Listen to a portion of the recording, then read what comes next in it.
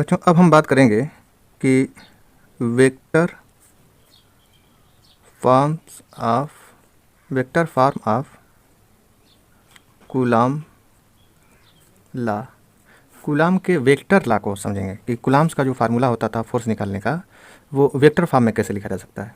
क्योंकि आपको पता है कि फोर्स एक वेक्टर क्वांटिटी है, तो वेक्टर क्वांटिटी है तो इसको लिखने का तरीका भी वेक्टर के फॉर्म में हो सकता है। अब चलिए, आपको ये अंदाज़ा लग चुका है कि कूलाम्स ला यही तो है कि F इज इक्वल टू 1/4πε0 और Q1 Q2 upon r square. या छोटे में आप लिखना चाहें तो इसको हटा दीजिए, ये बस ऐसा लिखिए कि F is equal to K Q1 Q2 upon r square. बच्चों जब वेक्टर फॉर्म किसी चीज़ के ऊपर लिखा जाता है तो हम देखते हैं कि कौन कौन सी क्वांटिटी वेक्टर क्वांटिटी है। अब देखिए यहाँ पर अगर हमने वेक्टर फॉर्म में लिख दिया इसको, तो लिख दिया F vector is equal to, तो के पर तो वेक्टर लिखा नहीं जा सकता, Q1 Q2 पर भी वेक्टर नहीं लिखा जा सकता क्योंकि ये वेक्टर क्वांटिटी है ही नहीं, ये स्केलर क्वांटिटी है, ये तीनों स्केलर क्वांटिटी है। अब बात आती है या इस पर, आप सोचिए कि क्या इसको वेक्टर क्वांटिटी माना जा सकता है? हो सकती है, बिल्कुल हो सकती है। डिस्टेंस को डिस्प्लेसमेंट के तरीके से ट्रीट किया जा सकता है। देखिए ये सेपरेशन थी, दो चार्जेस के बीच में सेपरेशन थी, यानी डिस्टेंस थी। डिस्टेंस को हम डिस्प्लेसमेंट के तरीके से ट्रीट कर सकते हैं। अब आपको कुछ करना नहीं है बच्चों, बस आप यहाँ पर एक ऐसे अगर आर कैप लगा सकते हैं, यही जो डिस्टेंस लिखी गई है अगर उसी का डिस्प्लेसमेंट वेक्टर या पोजीशन वेक्टर अगर यहाँ मल्टीप्लाई कर दें तो बस कंप्लीट हो गया। ये वेक्टर फॉर्म में लिख दिया गया। क्लास 11th में आप समझते हैं कि जब भी किसी ऐसे चीज़ को हटाया जाता है तो हम वहाँ पर लिखते हैं उसी का वेक्टर फॉर्म और उसी का यूनिट वेक्टर, यानी उसी का मॉड में, यानी कि यहाँ पर आर लिख दिया जाएगा, यानी कि R vector upon R is equal to R cap. अगर इसी चीज़ को यहाँ पर आप इम्प्लीमेंट कर दें तो ये हो जाएगा एफ इज़ इक्वल टू के Q1 Q2 upon r square, और यहाँ पर लिख देंगे R vector divided by R. देखिए आर स्क्वायर और आर पहले से ऐसे करने से, मल्टीप्लाई करने से ये हो जाएगा के Q1 Q2 upon are cube. बच्चों ये आर क्यूब हो जाएगा।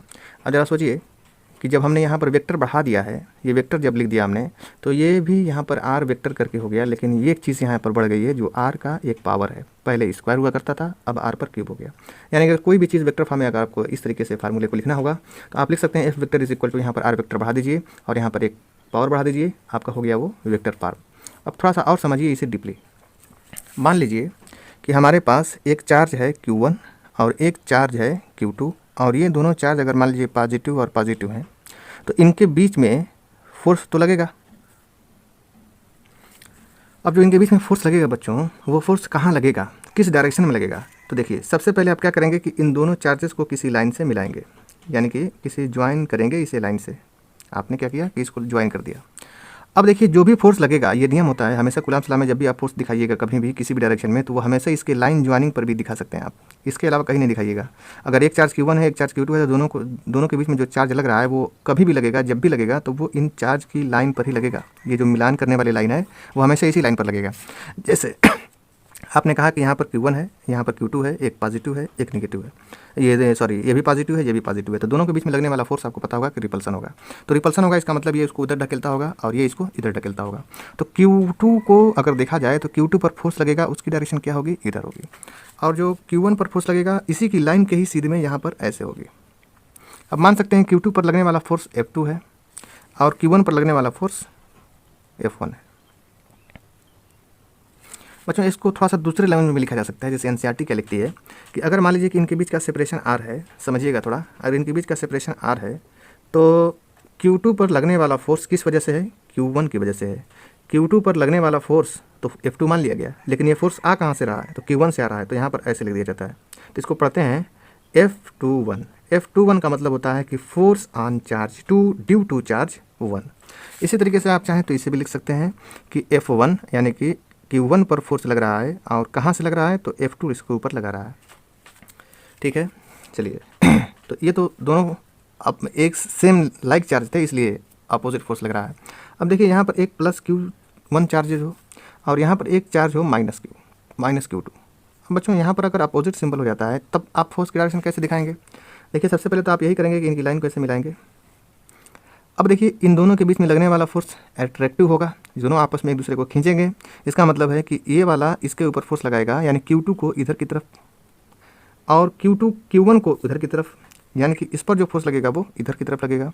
यानी अब देखिए जो आप इधर दिखा रहे थे F21, यही F21 को आप इधर की तरफ दिखा रहे हैं, और जो इधर की तरफ आप दिखा रहे थे F12, इधर की तरफ आप दिखा रहे हैं F12। तो बच्चों दोनों के बीच में साइन बदल देने से बस फोर्स की डायरेक्शन बदल जाती है, बट जबकि फोर्स का मैग्नीट्यूड नहीं बदलेगा, डायरेक्शन अपोजिट हो सकती है अगर इनके बीच का मैग्नीट्यूड सेम हो और इन दोनों के बीच का चार्ज सेम हो।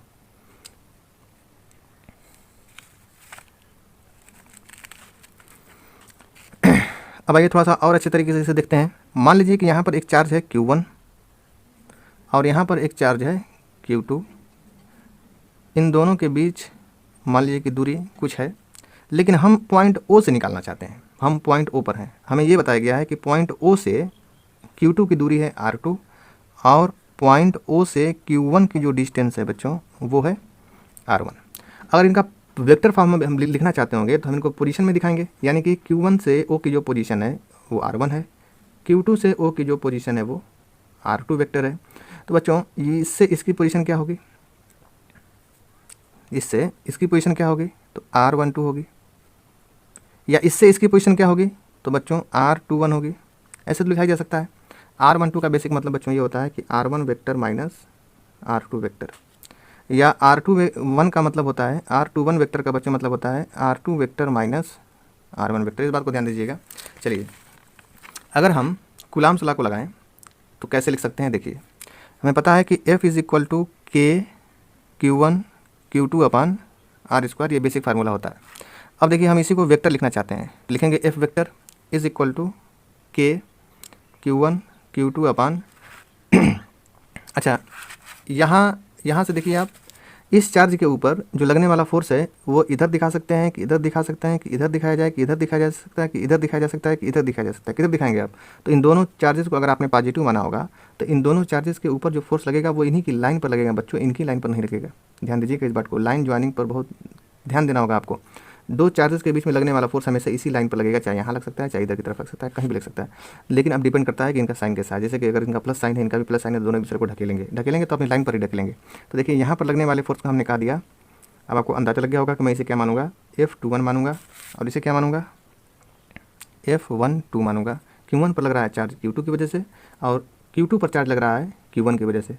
चलिए तो यहाँ पर हमने कहा कि हम क्या लिखते हैं, पहले F12 लिखते हैं बच्चों। अगर हम पहले F12 लिखें तो ये लिख सकते हैं K Q1 Q2 upon R², formula होता है R²। देखिए तो यहाँ पर हम क्या लिखेंगे R³।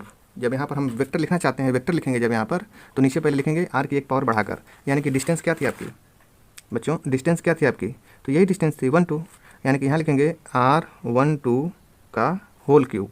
बच्चों यहाँ पर R³ नहीं लिखकर हम लिख देते हैं R12 का होल क्यूब। अब देखिए यहाँ पर इनका वेक्टर फॉर्म, वेक्टर लिख देते हैं, पोजीशन लिख देते हैं, तो यहाँ पर वेक्टर लिख देंगे और यहाँ पर लिख देंगे R12। बहुत सिंपल सी चीज़ है। अच्छा आप अगर इसे चाहें तो आप इसे ऐसा भी लिख सकते हैं कि F vector 12 is equal to K Q1 Q2 upon, इसको क्या लिखा जा सकता है, ऐसे मार्ड में लिख दीजिए और अच्छा रहेगा। इसे लिखा जा सकता है R1 माइनस R2 का मैग्नीट्यूड का cube into R1 minus R2 का वेक्टर।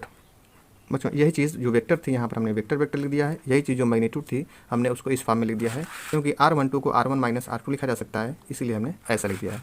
तो ये तो था वेक्टर फॉर्म में लिखने का तरीका।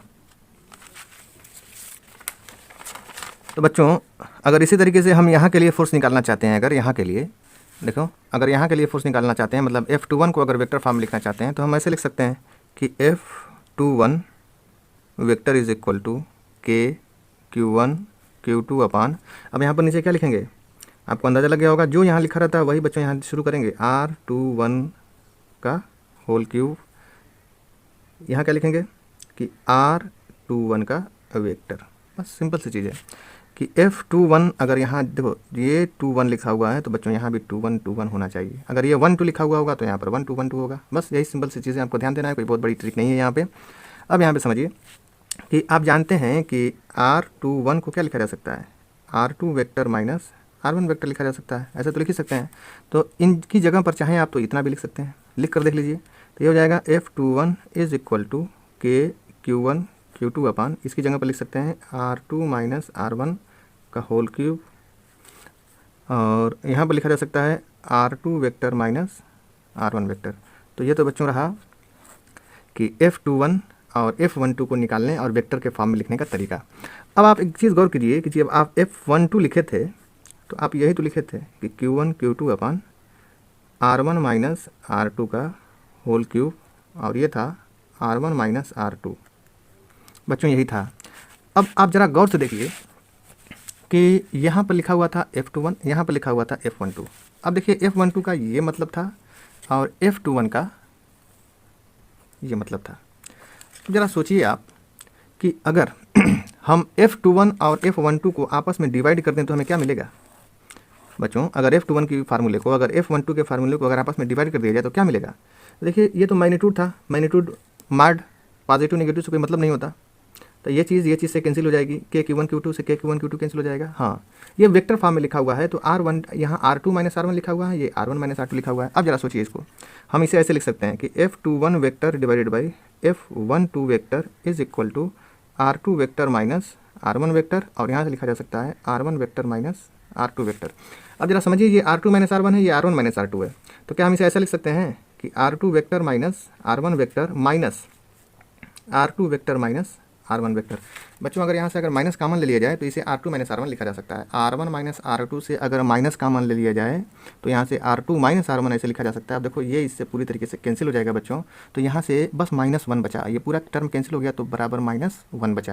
अब बताइए F21 की divided by F12 is equal to -1, F21 upon F12 is equal to -1। इसका मतलब क्या हुआ कि F21 is equal to minus F12, F21 is equal to -1 F21 is equal to minus F12। इसका मतलब क्या है?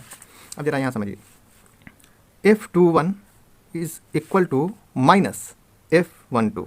इसका मतलब है फिजिक्स में जब भी कोई सिंबल माइनस साइन के साथ आता है और दोनों आपस में बराबर होता है लेकिन माइनस साइन के साथ आता है, इसका मतलब वो इक्वली तो है लेकिन उसका मैग्नीट्यूड बराबर है लेकिन उसका डायरेक्शन अपोजिट है।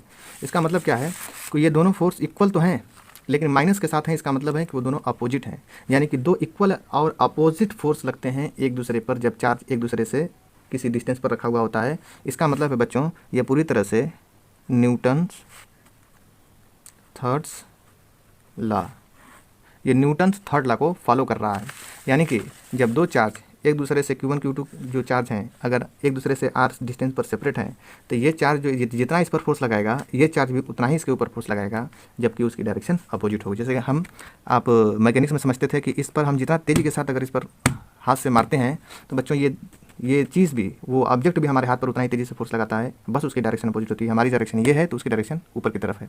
इसका मतलब है चार्ज के साथ भी वैसा ही होता है कि अगर एक चार्ज दूसरे को जितना तेज़ी के साथ पुश कर रहा होगा वो चार्ज इधर वाला भी उसको उतना ही तेज़ी के साथ पुश करेगा। यहाँ से ये सारी बात क्लियर होती है कि F21 is equal to minus F12। इसका मतलब है कि एक्शन रिएक्शन वाली जो क्रिया होती है, जो वर्किंग होती है, एक्शन रिएक्शन वाली फिनोमेना होती है, उस फिनोमेना को चार्ज यानी कि कूलम्ब्स लॉ फॉलो करता है। तो आई होप, हमें उम्मीद है कि आपको कूलम्ब्स लॉ और कूलम्ब्स लॉ के वेक्टर लिखने के फार्मूले को अच्छे तरीके से आपने समझ लिया होगा।